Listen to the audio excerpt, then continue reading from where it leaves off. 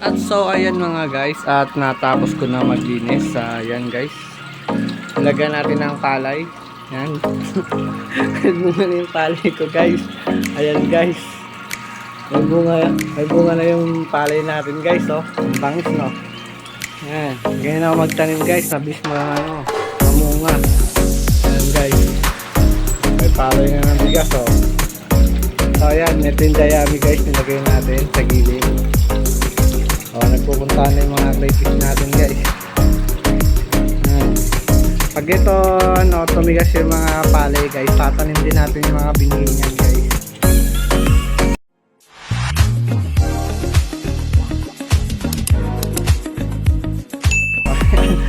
Ako lang ang fan na may palay guys. Saan tayo nakakita ng fan na may palay.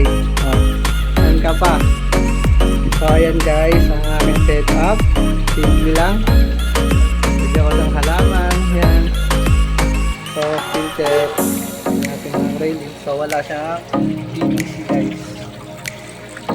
Yan. So ayan ang ating dayami. Kakalat. So kakalinis lang natin. Ito yung luma. So tatapon na natin yan. Tsaka yun na ito. So bago na itong ulit dayami na ito, binabad ko na rin. So ayan guys, sana nagustuhan nyo ang ating setup guys. Sana may palay guys. Dayami. Ayun guys, bigas na talaga guys. Ang galing ko nakapagtabo nga ako dito sa pan Saan ka ba guys? Dito lang yan sa Dasma Cavite. Boyet ng Dasma guys. Yan, follow na lang din ako sa aking YouTube channel, Boyet ng Dasma mga guys. Salamat sa panonood nyo sa aking mga video. Yan guys,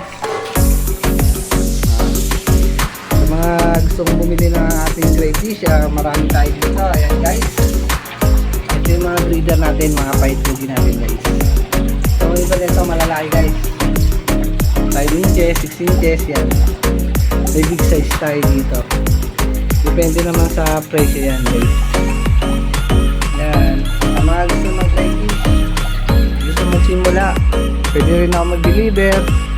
At may mga pa-promo tayo mga guys. Kapag bumili kayo sa akin, may mga free rin tayo. At free deliver meron din. Kaya guys, game na lang po kayo kung gusto nyo. Kaya ko guys, kakain muna ako. Anong oras na? So kanina pa ako dito naglinis. So nakapagod syempre. So yan ang ating mga setup.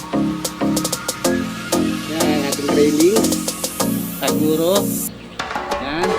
Then taguro natin may daw sa pagtag na. Ito yung mga pag may nagmamold, mga malalambot, dito po nilalagay. Meron niya dyan sa loob.